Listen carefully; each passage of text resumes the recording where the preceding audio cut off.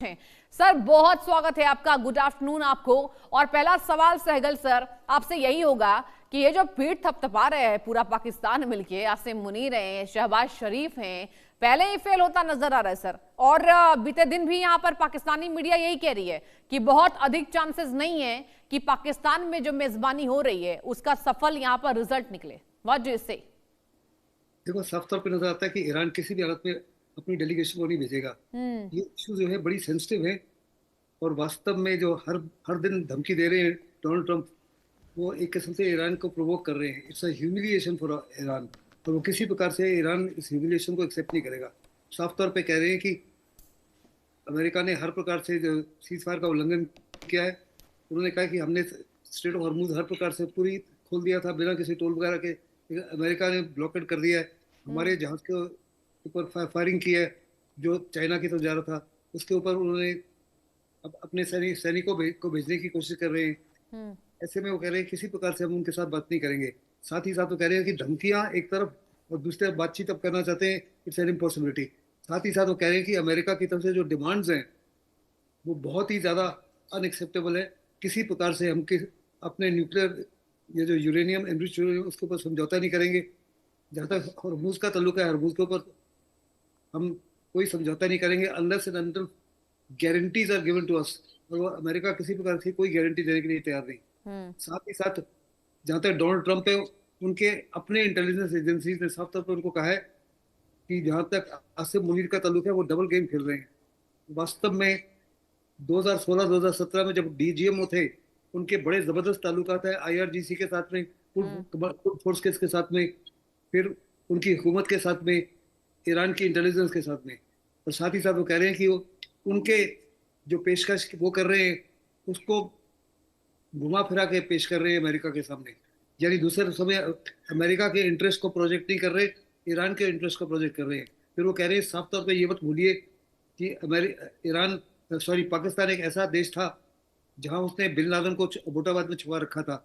और फिर अमेरिका से तो पैसे लेते थे तालिबान के साथ युद्ध करने के लिए, जी लेकिन सर। तालिबान की मदद करते थे अमेरिकन सोल्जर्स को मारने के लिए। फिर वो कह रहे हैं कि जब आसिफ मुनीर अमेरिका आए और फील्ड मार्शल को कहा गया अमेरिका के कि उनके फेवरेट फील्ड मार्शल हैं, उस समय उन्होंने कहा कि अगर कल पाकिस्तान किसी वजह से बर्बाद हो जाता है तो आधी दुनिया को भी बर्बाद करेगा। तो ऐसे में कह रहे हैं कि ऐसा देश जो है इसके ऊपर किसी प्रकार का भरोसा नहीं करना चाहिए। साफ तौर पे नजर आता है कि पाकिस्तान की मंशा कुछ और है। कंगाल पाकिस्तान है, उसको साफ तौर पे $3.5 बिलियन का यूएई का लोन वापस करना था। बिल्कुल। भीख का कटोरा लेके जा रहा है कतर के पास में, यूएई तो वापस कुवैत के पास में, सऊदी अरेबिया के पास में, इजिप्ट के पास में, टर्की के पास में। और वास्तव में टर्की सऊदी अरेबिया ने उनको 5 और कतर ने उनको $5 बिलियन दे दिया है, जिससे उन्होंने $2 बिलियन तो यूएई का कर्जा चुका दिया है और बाकी भी चुका देंगे। वास्तव में पाकिस्तान की मंशा कुछ और है। मुझे नहीं लगता कि किसी प्रकार से ये वार्ता कल सफल होने जा रही है। लेकिन डोनाल्ड ट्रंप ने साफ तौर पर कहा कि हम तो अपनी डेलीगेशन तैयार है, हम उस डेलीगेशन को लेड बाय जेडी वांस कल भेजने के लिए उत्सुक है। लेकिन अब ईरान ने साफ तौर पर कहा कि हम डेलीगेशन को नहीं भेज रहे। ये जो सीज फायर है ये वेडनेसडे तक है। वेडनेसडे के बाद क्या होता है वी कैन ओनली स्पेक्यूलेट। दोनों ही साइड नहीं चाहती कि किसी प्रकार का युद्ध हो। जहां ठीक तक है। ईरान सर बने रहिए सहगल सर, मैं चर्चा में आपके साथ वापस लौटेंगे। कुछ और दर्शकों को विशेष जानकारी सामने आ रही है वो दे दे। क्या ईरान नहीं मान रहा है और अब ट्रंप जो है वो घमासान मचाने वाले हैं, यानी कि ईरान शर्तों को नहीं मान रहा है, क्या करेंगे ट्रंप?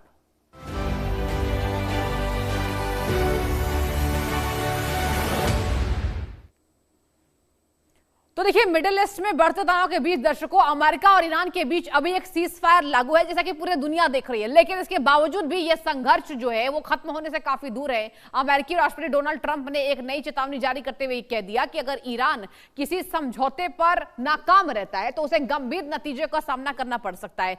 दुनिया भर के संघर्षों को रोकने का जो दावा है वो करने वाले ट्रंप ईरान के साथ चल रहे इस मतभेद का कोई हल निकालने में नाकाम नजर आ रहे हैं और फेल्योर नजर आ रहे हैं। आइए जानते हैं कि आखिर ट्रंप क्यों नहीं कर पा रहे ईरान के साथ डील और किन बातों पर दोनों की सहमति जो है वो नहीं बन पा रही है।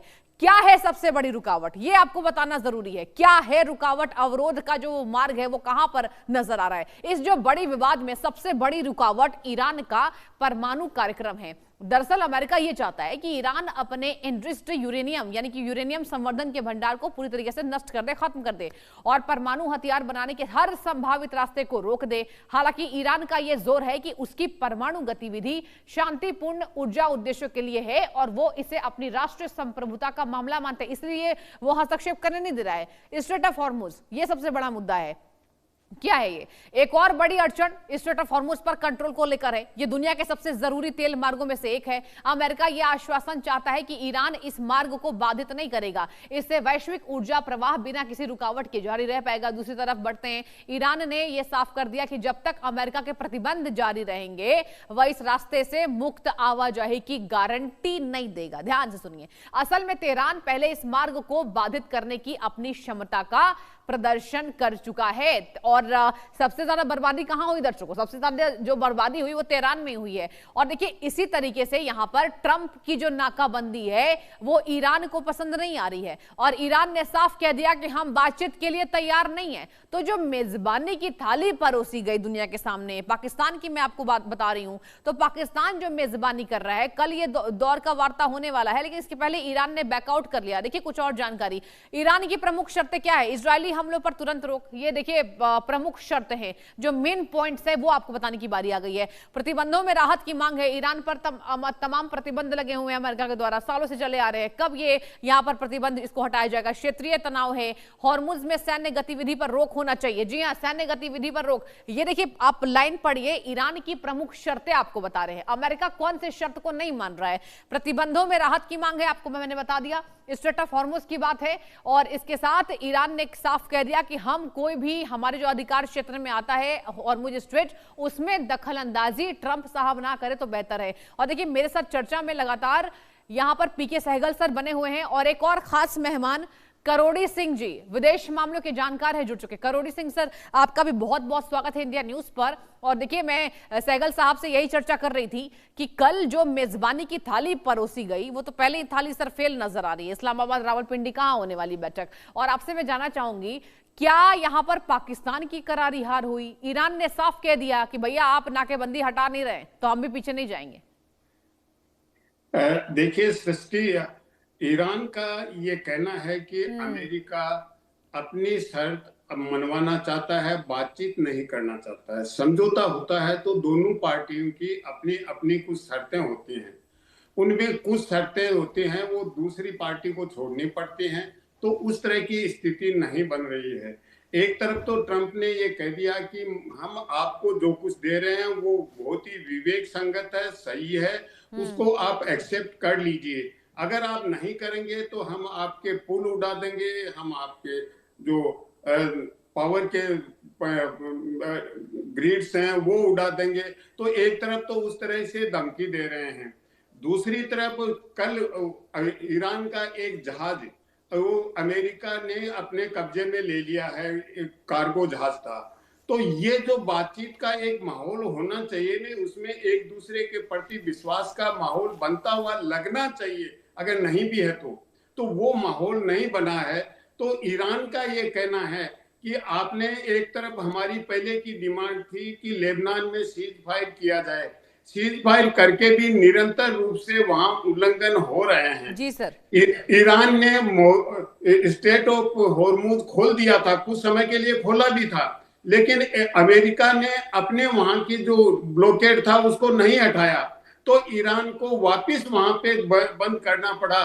तो अमेरिका जो ईरानी जहाज है उनको बंद कर रहा है, रोक रहा है, और ईरान है वो अपने अमेरिका के या जो दूसरे जिसको एनिमी कंट्री वो कहते हैं उनके जहाजों को रोक रहा है।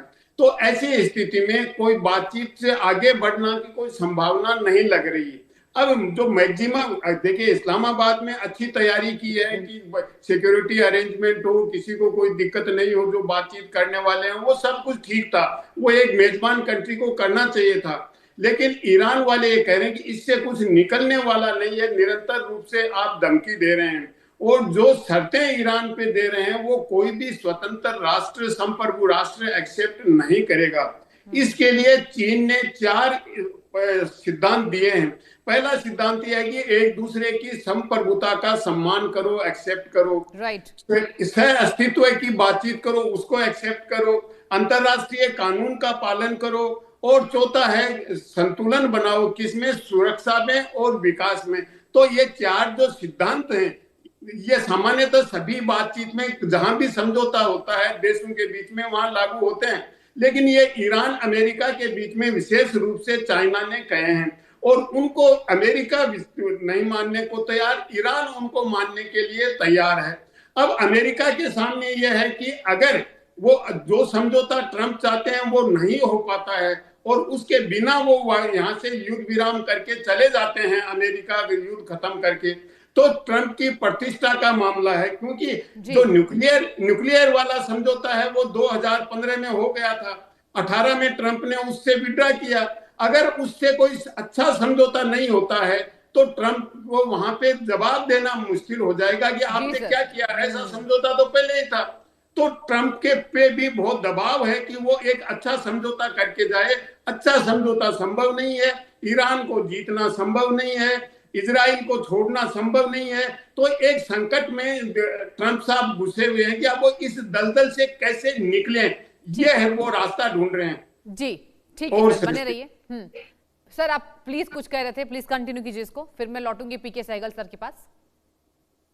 मैं तो यही कह रहा था कि अब ट्रंप के सामने धर्म संकट है कि वो इस दलदल से निकले कैसे, और वो निकलने का रास्ता खोज रहे हैं। ईरान को जीतना उनके लिए संभव नहीं है, मैं ये कह रहा था। अब एक अन्य जो महत्वपूर्ण बात है सृष्टि, वो ये है कि वेनेजुएला में सक्सेसफुली ट्रंप ने कर लिया, नाइजीरिया में कर लिया, लेकिन यहां करते हैं तो रशिया और चाइना भी अपने आप को खतरा मान के चलते हैं कि अगर ईरान हार गया तो रशिया और चाइना को कंटेन करने की जो अमेरिका की पॉलिसी है वो भविष्य में सफल होगी। तो वो भी नहीं चाहते कि ईरान